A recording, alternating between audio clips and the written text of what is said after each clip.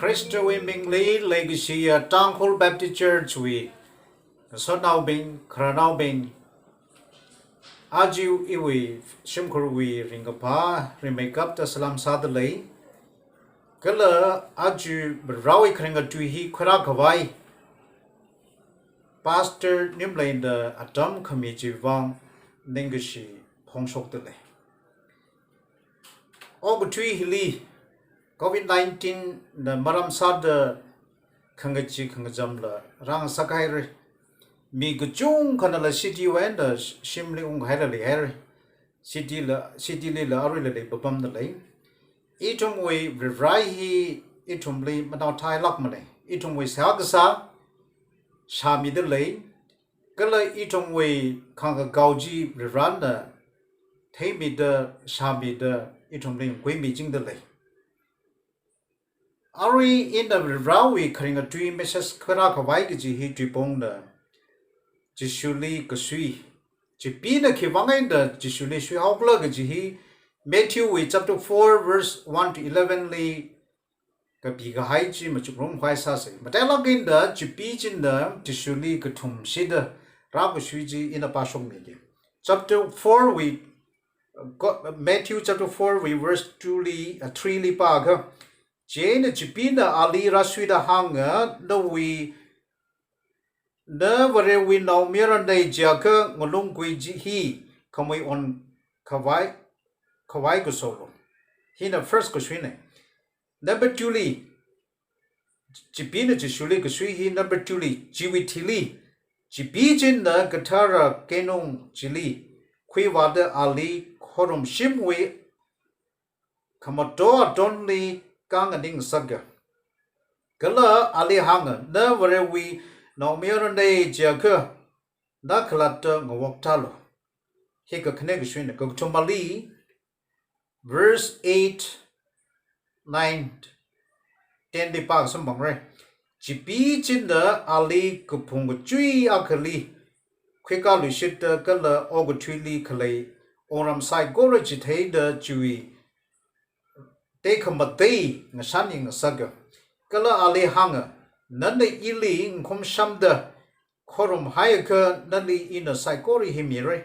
Jane the Jishuna Ali Hanger. Twilo Satan, Gajahita de Gabiadale, none the prohonda we vere Lee Mocorum Brohonda we vere Lee corum plunger. Gala among Lee oram two digigine. Gajihi. Maram Gutum Sada Jesuli Jipina Gusui Sambang. Jivanga already make up to Jishun the Ruhi Kui Hilaga. Nalang the among Lamhangli Ano Sagi Gaji Oji Sakavaiji Sia Sakavai to plug in a Machukawai Gaji Mushun Gaya Hamating Hambati Tangi Kumbamba. Jenny meditation saga wanga chak younger high lamhang chili among bum lager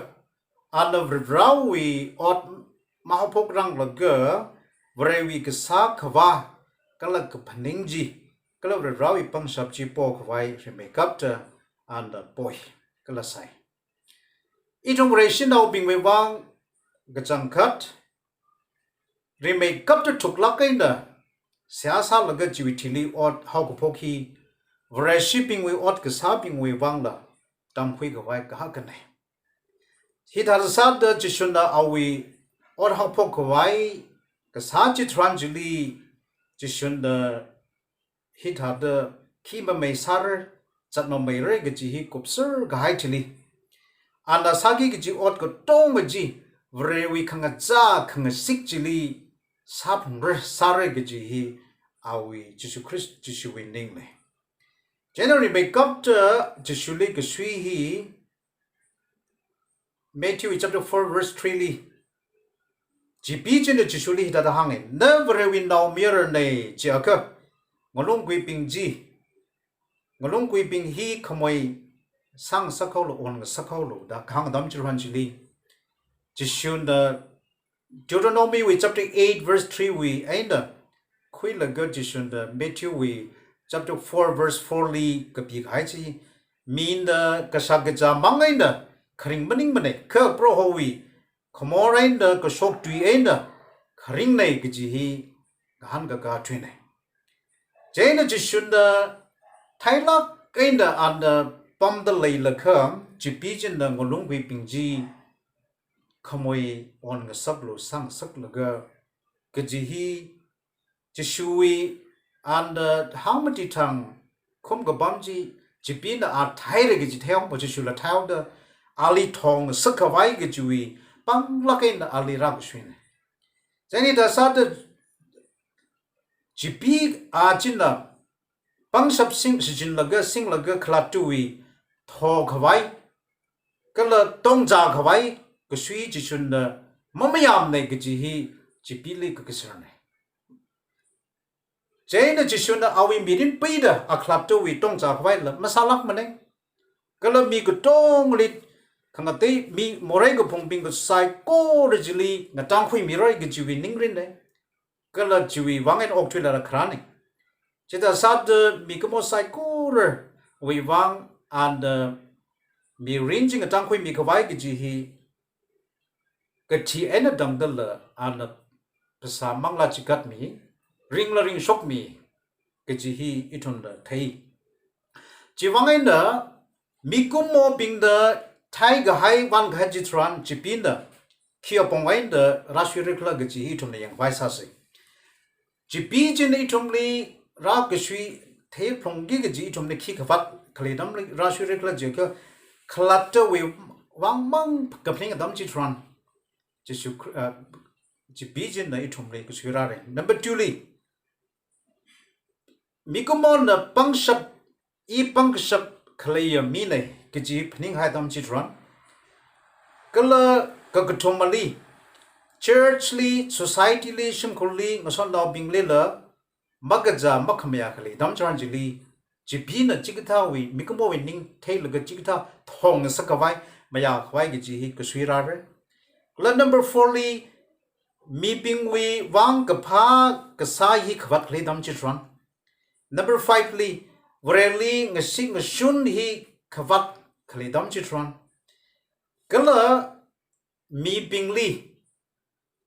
mak pha tui chi ma tui laga ning sa chi khang sak chi chi tha khali dam tron ji li chi pi hi mi pingli athomining khapning chi li thong sa khwai ma ya khwai ping da ocha khwai gi chi ka sui ra re gi chi nai chi wangai da hi ki tha I thong wai mi rin li hikita itong may mirinli sambang hai ke problem hradam chi tran chili ke sui chili thon dang sung sap khwai ge ji hi Jesu Christ le ring khong rong wei pang sap chi ma sok ga kha malai ga ji itong ji ke sui wen da mang sung germany ji wang ai da Jesu Christ wei pang sap wen da kring kala ke sui chili yui ke sap chi Jesu na itom le mi ga hai ji itom le pang sap le de je Jesu Christ na itom le mi ga hai pang sap chi khoi la ga itom ga sung son ra ke ji hi ga sung sak ngai ke ji wi Jesu Christ na awi ning ji itom le leng sak de le ke ji hi la khamatai itom ra shi pang ping mai wang tui a khan ne kala ka khni ka sui ji li ka da ra sui kla ji kha verse 2 li chapter 4 verse 5 li 5 to 6 li kabadam tranjili sambangai Jesuli Kasui jibijin the guitar kenung jili kwiwada ali khorum shimwi khamato adon jili kanganing saga kala ali hanga na we were no mirror na were we no mirror ne jaka naklatang woktalo the hang dam chi woktalo ga ji hi samwe number 91 verses 11 12 li hang haita the kaching round a pair bangmating submrite the jipin the bible ji verse kwisok laga ji ga hang Jesuli ga hang sane jene jishun Deuteronomy we chapter 6 verse 16 li and ana ji kwisok laga kwilaga na prohowi rali masui lo de ga han ga ji jine jiwangai na ga khne ga shui li chỉ bí trên đó Jew ti bing da Malaysia khara dam chi tran chi li ma ta kha kai od hi ku chung ma saw re ge chi wangai da si ku sang le ho da Jesuli pang pang yin da ra shui ga ne chi wangai da Jesun da Jew ti bing da Rom so kra wi ching li bam da le la ga ning khan sang ai ho da Rom chi li rai la rai na tang da ngai da le la ga atam chi tran chi li Jesun jen Jesuli chikitha atom bing Jesuli chikitha dam tran jili ka thanda sang sak laga jihuti bingli ningkhan sang sak hawai ji ka thanda sang sak sei gi ji wangai da ji bi jin da pangla kai da ka shui ji la zang ge ji ne je Jesuli hita da mata khap kai kala ot sas thi hawai gi ji hi la ali pangla kai da Jesuli ra ga shui ji Jesun da hi awi rawi kapning ai da chipi wi kapning ching te hawi kali hi ta the first aina ga sa hi Jesu da Jesu li ma shi ga sang nei whatsapp nei ga ji Jesu na ma kham ya nei che da sa de ga shui hi pangshap khleya pangshap ga shok ga khleya mi jili khra nei pangshap ma khle bing le maram nei jiwai da Jesu Christ hi pangshap le lak ga hai whereas how the Kasui Krane, Joanna Vrewi, Kapaninga and Ngati Haji Jipina la Tay. Got Jesu Christian a jing, Naninga Subjili, how the Jipina la Tay is in Azi. Jane Higata, Dam Stranjili, and the Gambaba. Should Gesang he Mili, but the Kaka and the Sasti Lagamalo Pibaimne. Jane Jesu Christ live mean the Jipina la by, Miping la by, Gogushoji, Masamane. Ka anna dam khra dam shanjili anna mata kha khai ji sthai ji khigla je ga khamoi phanga enda khai khni ji khui la ga ka jing ram le yang ga lo so mi la ga ting phanga li mi ja de la ga mi ga chung khli la ka chat rai mi ki ji ne ji jani chong wei version of bing wei should ga sang i pro randa bro rajli should ki should thesing go khui ji wat khai dam chutran ning wan khai dam tran chili ji bi chin the operation law itum bingli mong khwai apam le ki chin ne ji ji wangai da ji shun da ji bi li makhamaya ji bingli ngo sung sap khyi ji itum operation law bing wang la pang sap mi haidle jana ji tha bra dam tran chili itum la ning sap khwai gi ji Jesu Christian da aroi itum bingli pang sap ji jon mi de le pang sap ji sok de le gi ji itum operation law bing mam lai pai lak mane Jane aju trong way kido yang khwa dam sranjili jibijin the Jesuli Kasui Kotomali yang king dam sranjili Matthew chapter 4 verse 8 9 10 di pa ka jibijin the ali kopong go chui akali khikali shidda kala ogotwili Kale Ungram, Psychology Tater Chewy, Decomading a Sanying Saga, Gala Ali Hanga, Nanda Ili, Nkom Shamda, Korum Hayaka, Nully in the Psychori Mire, Gajihi, Jesuli Jipina Kangdam Chanjali. Jishunda Quotation Order Seminlixa, Deuteronomy chapter 6:13. We ain't a quillaga, Revra Amaning la Kangate Kipali Kamokurum Baimane, Giji, the Hankagaji Chine. Jenny Huey Kasui he could have a jigger. Jishuna Gajot Gazam, Masambangla, Gajia, Ogotwili, Jesu Christian Ralaga, Morekum Pingwang, Timi Laga, Ring Shokji, or Masang Sagla, Gajide. Chikitaji Masang Sagla. Awi Ongram, Rau Ongram, Ji Masakang Sabla, Kapayena, Jipina Raswi de Glejum, Jien Unta Hawaii he Ali Rap Swigis Honey. Chivangana Aji from India Li Yangaka, BGP government in the RSS Li Pangla Gainogdom Milaga RSS Ping Hinda, where she now Bing Li, Resping down Bing the Corum de Clay. Revra pro Jesu Christ li sakyang mi hai laga atong we shit gesang kamyu jili pangshap jili khorong sakhawai gi jiwi warai wi omong jili kamyu we pangshap ji mong sakhawai gi ji atong we khangarer kala kusui aji itumbing reshi bing le kusui jine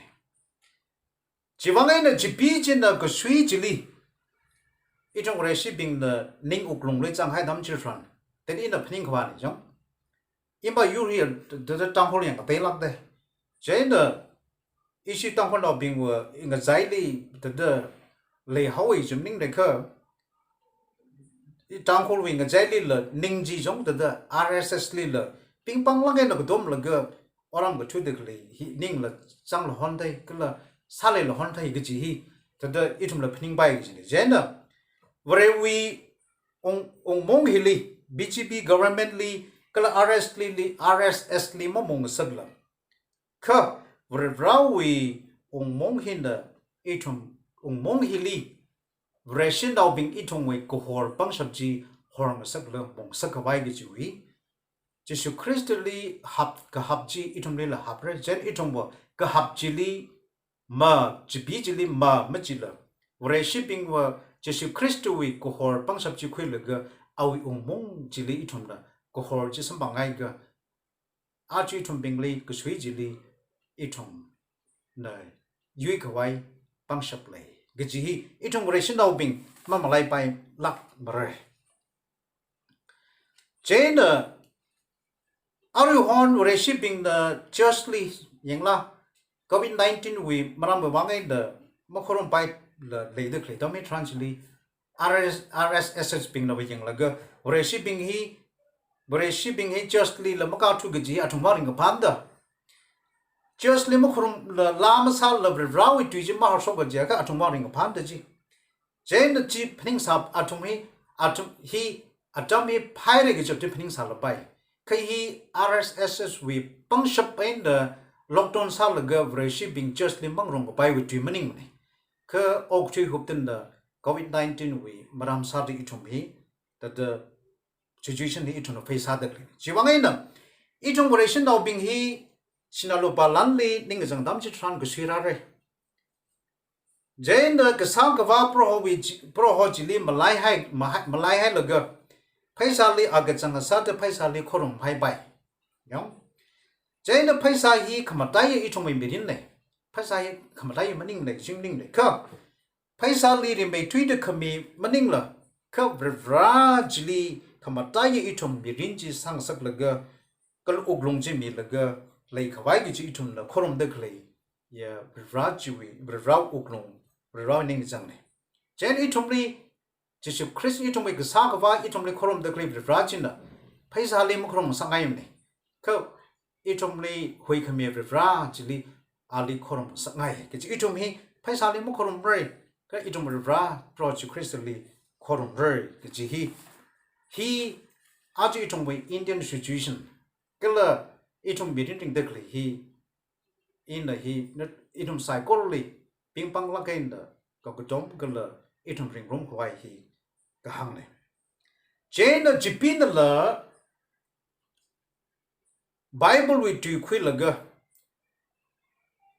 mi bingli la masong ma chei sapte yo Jesu Christ li shui de khlei jing la ka Jesu Christ ba rasa ha mo jipin da Jesu li raj ne mi yu bai la Jesu na lu yu gi sam da ka Jesu li endang da an na da ga ryo la ga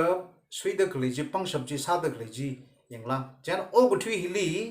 chi da sa da Bible we tui ji khui sok la ga mi pingli yu wang sak la ga nim pu khang pak sai ko ra ka sa hi ma sung sor ge ji maning ji wang en itong we ration of bing hi ma sung sor ma jim ne Bible hi thailal kalala matui pa phalaga atu itum bing ration of bingli ningpung pang sakla sadak li la jishun jibili jishuli ragashu hi king khang te khi leida jiwangai ne hi itum ding serk adam ne jena jibi jin da itum li ragashu hi khitam rarakla je ka number 1 Vration now being it on the khamatuina take it jihi. Vration we get being.